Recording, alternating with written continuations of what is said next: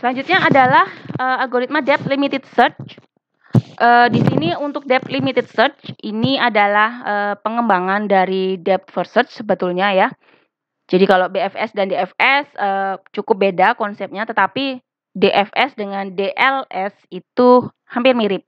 Hanya saja di depth limited search dia menetapkan suatu batasan kedalaman maksimum yang akan ditelusuri. Karena kita tahu tadi dengan depth first search saja kita kan akan terus membuka semakin dalam ya. Kita istilahnya ngebor semakin dalam, dan kapan berhentinya ya tidak tahu karena belum ditetapkan. Nah, di sini perbaikannya dari DFS kita bisa menetapkan kedalaman maksimum. Jadi saya atau pencarian ini harus berhenti, harus ya tidak boleh dilanjutkan ke bawahnya lagi kalau sudah mencapai level 10 misalkan.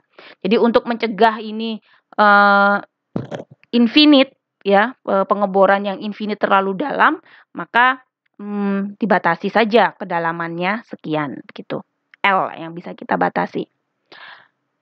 Sebetulnya itu saja perbedaannya. Jadi silakan kerjakan lagi soal yang sama ini untuk menuliskan urutan node jika digunakan algoritma depth limited search dengan maksimum kedalaman adalah 3.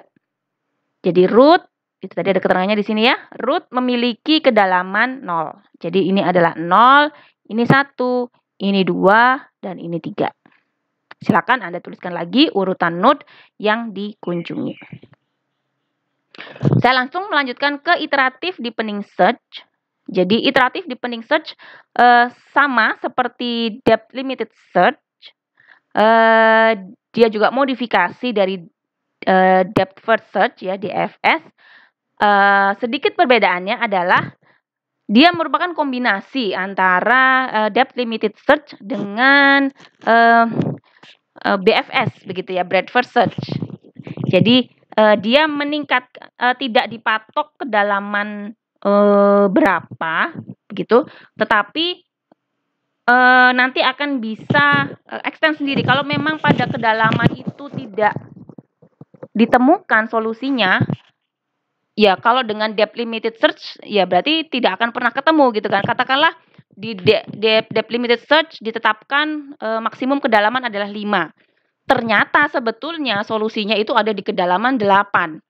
Ya jelas tidak akan ketemu kalau dengan depth limited search saja gitu ya, karena sudah dipatok 5, tidak bisa nambah.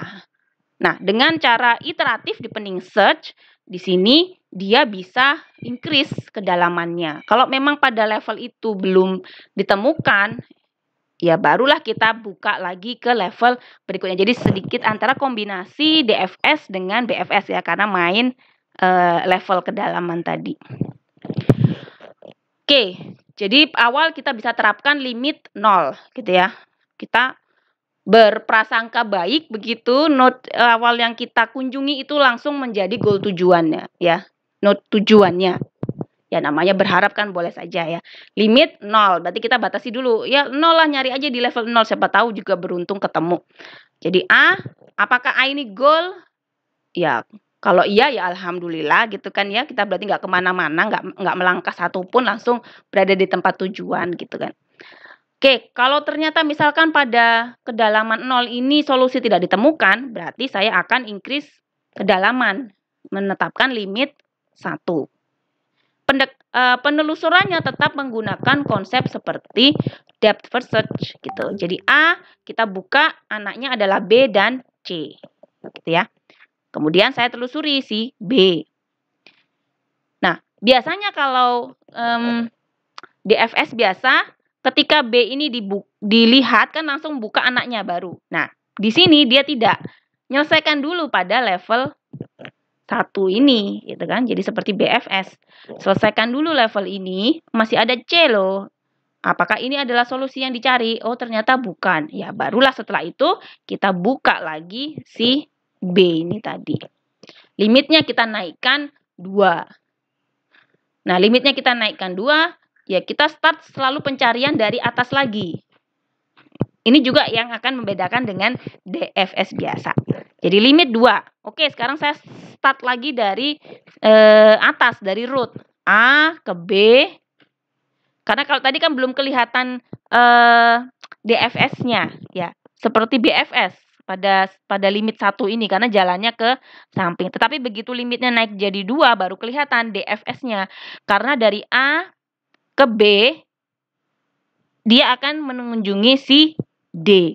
Tetapi ketika D ini mentok belum merupakan goal, dia tidak akan buka ke bawah karena tadi kan batasannya 2. Ya sudahlah, lanjut ke sebelahnya gitu. Ya, jadi kombinasi sekali lagi antara BFS dengan DFS gitu ya. Jadi yang hitam ini berarti sudah selesai. Sekarang menunjuki ke node sebelahnya. Selesai, kembali lagi ke atas gitu kan. Menelusuri yang cabang sebelahnya. Dan seterusnya sampai semua node dikunjungi. Dan seterusnya sampai ya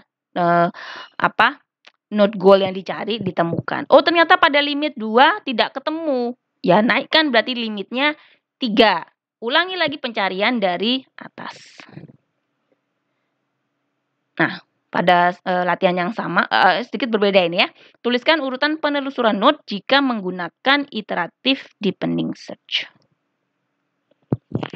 Oke, kita sudah melihat 4 metode pencarian. Sekarang kita mengevaluasi yang mana sebetulnya yang paling tepat, yang paling baik. Ada 4 kriteria yang digunakan untuk menilai. Yang pertama adalah dari segi kelengkapan atau completeness. Ya, dijaminkah akan mendapatkan solusi dengan menggunakan algoritma itu? Kemudian yang kedua dari kompleksitas waktu. Ini yang juga sangat penting untuk diperhatikan ya, kompleksitas waktu. Algoritmanya bagus, tetapi butuh waktu lama. Ya, lama itu kan relatif ya. 1-2 menit mungkin tidak lama. 10 menit sebetulnya nggak lama, tapi kalau 10 menit itu digunakan untuk mencari rute di Google Map, bersediakah Anda menunggu 10 menit untuk ketemu saya mau dari titik A ke titik B, butuh waktu 10 menit. Ya mungkin tidak mau menunggu ya, tapi kalau mungkin di telepon pacarnya, tunggu saya 10 menit lagi datang. Wah, sudah senang ya, berarti sudah dekat rumah gitu. Jadi sangat relatif. Kompleksitas waktu. Kemudian yang ketiga adalah kompleksitas ruang. Kita mungkin tidak terlalu banyak membahas tentang kompleksitas ruang juga ya. Ini kaitannya dengan berapa besar memori penyimpanan yang dibutuhkan. Jadi dari space ya, berapa megabytes. Algoritmanya bagus, tapi untuk bisa menjalankan ini saya butuh memori. Ya, untuk menjalankan ini saya butuh memori 500 mega gitu ya. Ya, untuk bisa menjalankan satu aplikasi dengan kapasitas 500 mega mungkin beberapa tergantung speknya juga ya. Beberapa komputer mungkin bisa menampung atau yang lainnya mungkin terlalu lama itu nanti saya tidak bisa membuka aplikasi yang lain kalau untuk ini saja harus menyiapkan space sekian besarnya. Kemudian yang keempat adalah optimalitas ya. Optimal tidak ini solusi yang dihasilkan. Kalau ada beberapa alternatif solusi, bisakah cara ini itu mendapatkan solusi yang terbaik?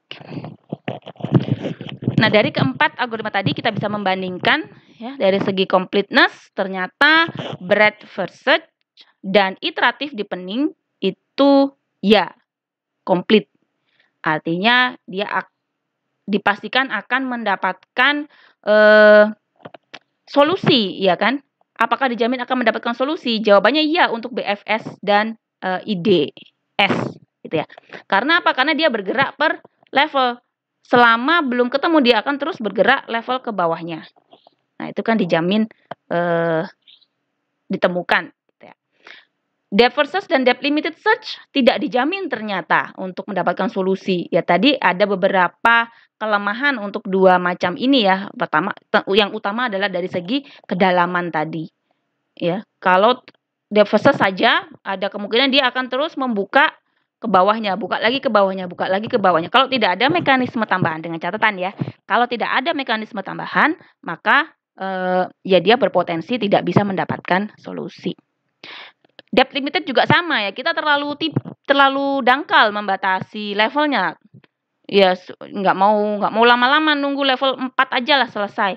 Tapi ternyata solusinya nggak ada di level 4, di level bawahnya lagi ya, sudah pasti tidak ketemu gitu ya. Kemudian ini dari segi kompleksitas waktu dan ruang tadi ya. Mungkin notasinya di sini masih asing begitu. Nanti akan secara spesifik dibahas mengenai notasi kompleksitas algoritma ini di mata kuliah desain dan analisis algoritma. Jadi untuk saat ini ya sementara diterima dulu saja bahwa untuk BFS itu kompleksitas waktunya adalah big O, ini cara membacanya ya, big O, B pangkat D plus 1. Apa itu? B adalah jumlah node-nya. Jadi tergantung kepada jumlah node yang ada di dalam state space tadi ya, ruang solusi tadi. Kemudian pangkat D. D itu adalah kedalaman pada tree untuk BFS dan iteratif deepening search.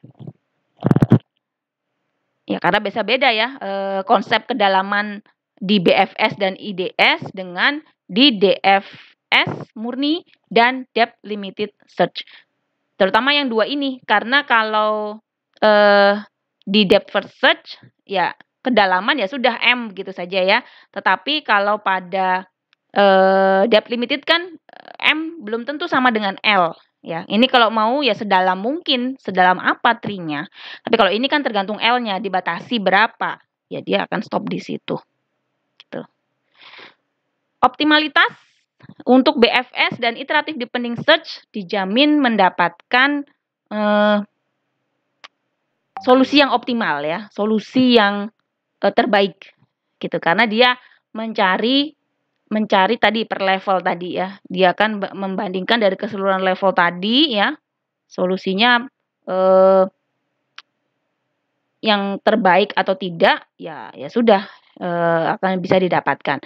Sedangkan kalau depth versus dan depth limited tidak optimal. Tetapi di sini jangan kemudian diartikan DFS dan depth limited itu tidak bagus ya. Optimal itu belum tentu efisien. Itu terkadang berbanding terbalik juga gitu ya. Mau dapat yang terbaik atau mau dapat yang cepat. Terkadang kita harus memilih, tidak bisa dapat dua-duanya. Maunya sih dapat dua-duanya, cepat dan baik gitu ya. Tapi kalau diminta memilih, Anda pilih mana? Kalau milih jodoh misalkan ya, mau cari yang terbaik atau mau yang cepat-cepat dapat jodoh? Ya, silakan masing-masing orang bisa punya pertimbangan sendiri. Oke, nah ini tadi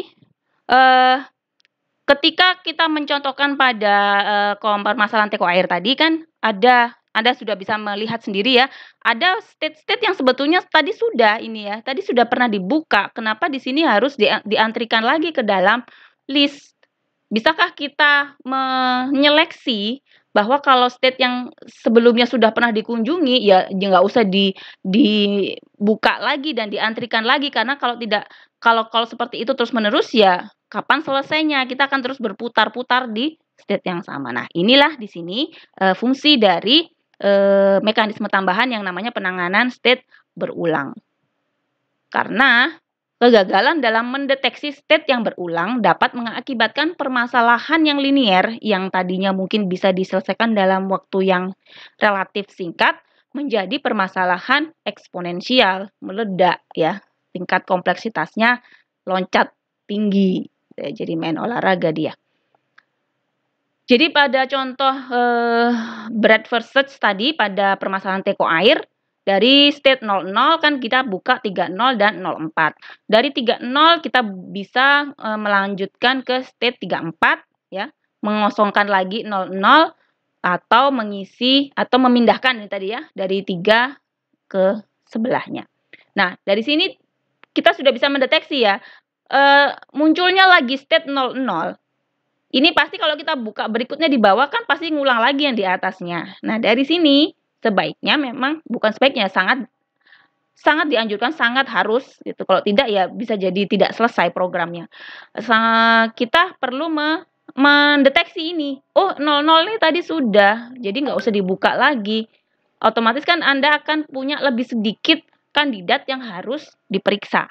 Nah, itulah nanti yang akan menjadikan program pencarian solusi di dalam ruang state ini akan meningkat efisiensinya gitu ya. Lebih sedikit state yang harus diperiksa.